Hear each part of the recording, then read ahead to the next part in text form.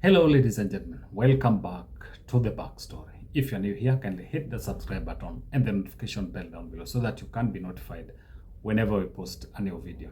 Now, ladies and gentlemen, there's rumors that has been going around on social media platforms, and not only on social media platforms. There are Kenyans who have been talking about it, that the former Prime Minister Raila Odinga died like a week ago in an hospital in India, and that the government has been trying to keep that information away from Kenyans, and that it's like they were trying to manage Kenyans before they could relay the information. And they have used so many fake theories and fake stories to justify this propaganda and falsehood. So now today, there is a video that has emerged showing the Prime Minister's or Raila Odinga's last moments, that is after he was referred to the hospital where he died in, and it shows the ambulance coming in and the doctors trying to resuscitate the former Prime Minister. And now they took him from the ambulance all the way to the ICU or into the main hospital.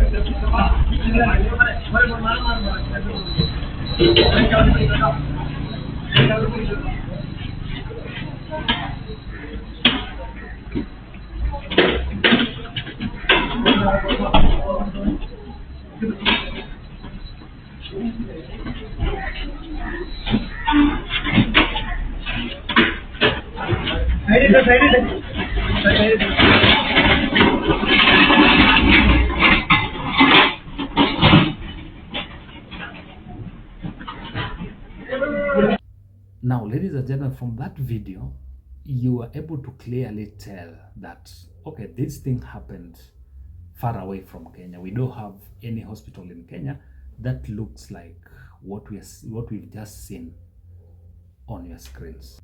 Now, even the lead doctor that attended to the former Prime Minister gave a chronology of events as they happened from the hospital that he was in all the way to the hospital that he was referred. Mr. Raila Amlo, 80 years old, former Kenyan Prime Minister, was brought to our emergency medicine today morning at 8:20 a.m. with a history of sudden collapse during his morning walk at Sritariyam, which is an Ayurvedic hospital close to our place. Then itself, they had started CPR, that is cardiorespiratory resuscitation, and he was brought with a CPR, active CPR. His doctor and security were with him, and we continued CPR and did emergency intubation, that is putting a tube in the respiratory system, trachea, and continued CPR along with other resuscitative measures. Even we continued CPR, that is from 8 o'clock in Sritariyam till 9:52 in our ICU. With all other ACLS criteria, we continued CPR in spite of our very sincere, very continued CPR and other measures. We couldn't make him survive.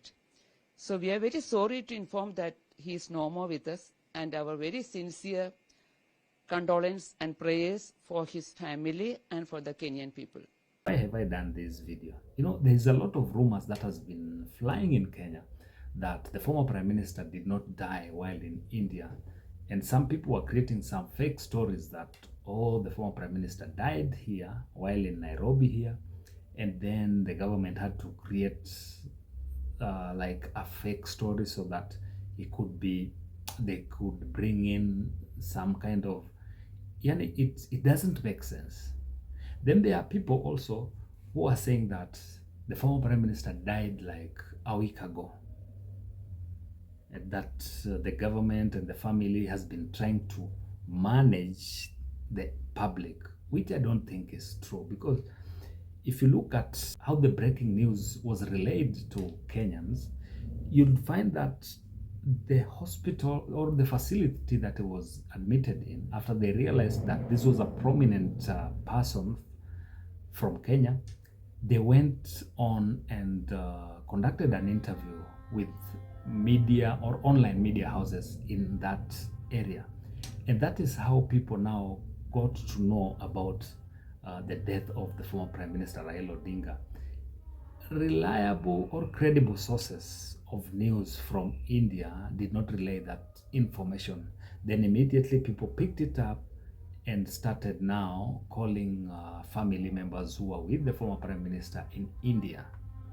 Even government officials were somehow caught flat-footed. They did not have the information per se. They had to wait and also try and get that information from family members and other credible sources. So this dispels the rumor that has been flying around that the former Prime Minister was in the country or he died while in Kenya.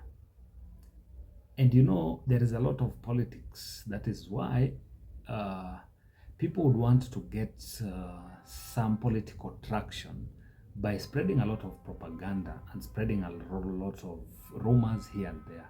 And also there are people who would want to take advantage of the situation so as to, they use it as clickbait or something like that. But what I would want to recommend Kenyans is that they turned out and received the former Prime Minister like a hero that he was.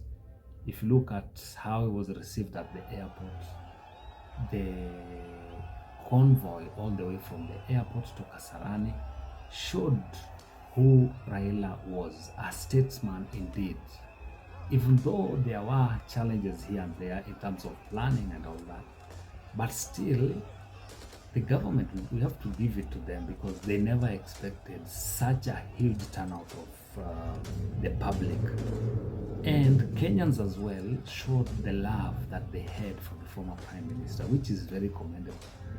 But what I fear and what I think might bring a lot of problems if government officials did not learn from whatever happened yesterday, then on Saturday, when the body is airlifted all the way to Kisumu, it might turn out to be very chaotic because Nairobi was somehow manageable, but Kisumu sometimes might turn out to be very chaotic and ungovernable. And the fact that, you know, the whole of Nyanza region is going to converge in Kisumu to try and view the former Prime Minister's body.